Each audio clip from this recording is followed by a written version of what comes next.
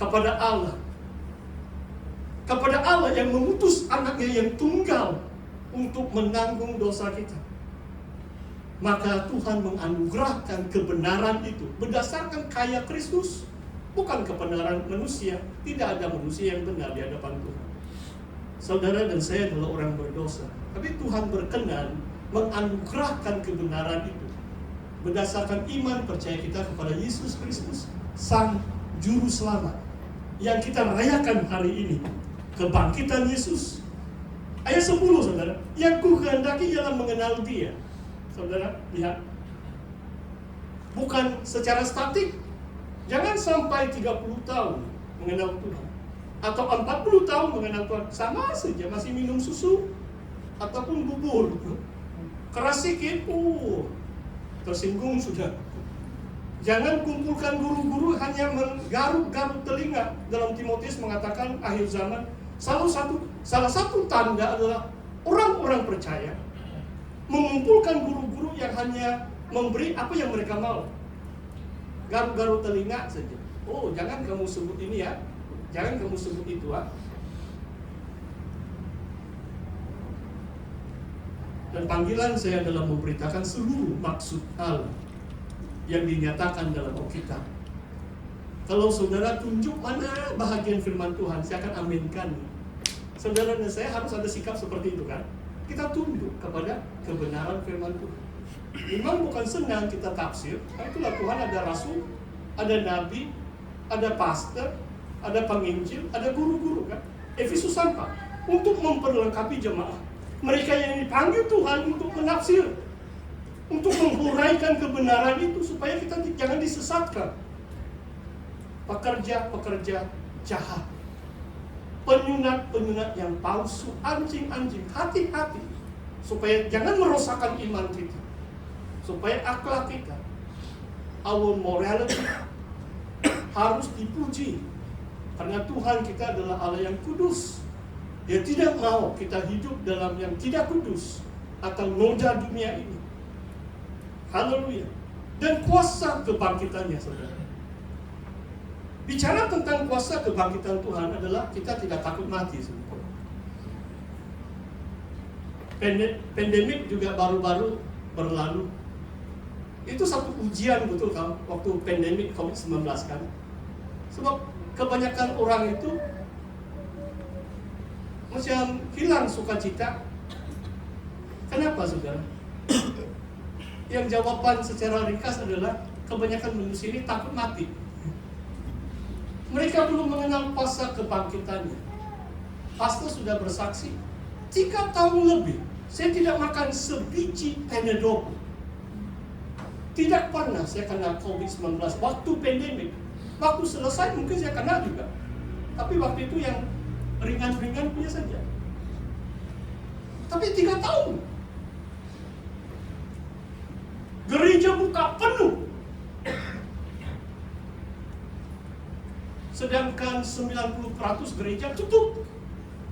Kenapa? Sebab saya mengenal kuasa kebangkitan Kristus. Saya tidak takut mati. Kalau pastor, tidak mungkin kan, kita tidak dapat memaksa jemaah hadir kan. Paling-paling saya telepon Jackson, lama saya tidak jumpa kamu. Kamu datang di gereja? Bukan saya beri tangkap dia, ikat kaki dia, bawa dia di gereja, tidak. Kita suka rela kita datang di gereja. Setiap gereja buka waktu pandemi penuh.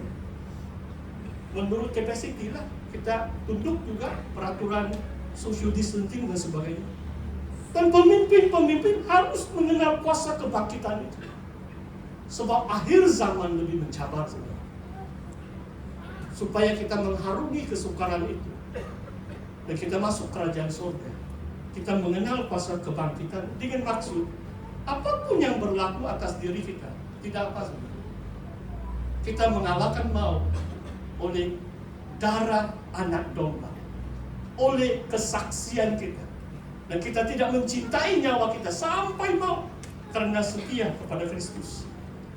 Haleluya. Persekutuan dalam penderitaan. Saudara, ini coba kamu lihat ayat 10. Ini bagian terakhir sudah, saudara. Ada sedikit paradoks juga. Saudara tahu apa paradoks? Macam percangga. Mungkin pastor mau kutip dari Martin Luther. Untuk menikmati atau mengalami teologi kemuliaan, kita harus melalui teologi penderitaan dulu.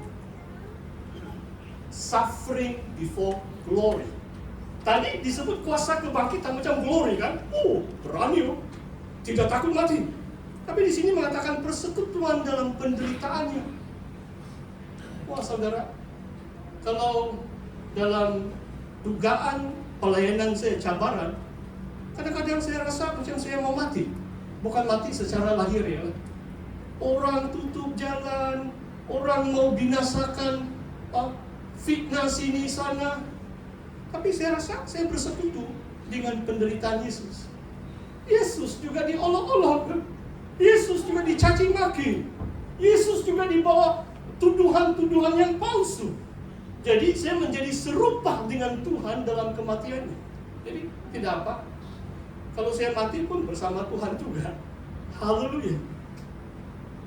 Mungkin penjelasan pastor kurang, tapi saya percaya Roh Kudus akan memberi penerapan dalam hidup saudara, supaya saudara jangan kamu undur kalau ada tantangan atau masalah. Kamu bersekutulah serupa dalam kematian Yesus. Yesus bangkit, Dia akan memulihkan kita, Dia akan menguatkan kita. Dan mengenal Yesus ini bukan statik, saudara. Di antaranya adalah seperti yang pastor saksikan, baca Alkitab. Untuk mengenal Yesus secara lebih dekat, so Tuhan itu firman. Bacalah Alkitab. Berulang kali Tuhan akan menyatakan rahasia-rahasianya. Dalam Korintus mengatakan the deep things of God. Iblis pun ada hal-hal yang dalam. Orang yang percaya kalau menggali Alkitab akan mengenali hal-hal yang dalam. Kita akan lebih mengenal Yesus. Kita akan mengalami kuasa kebangkitannya. Kalau kita sanggup bersekutu dengan penderitaannya dan menjadi serupa dengan Dia dalam kematiannya. Mari kita berdoa. Saya jemput tim musik juga. Sementara kita renungkan firman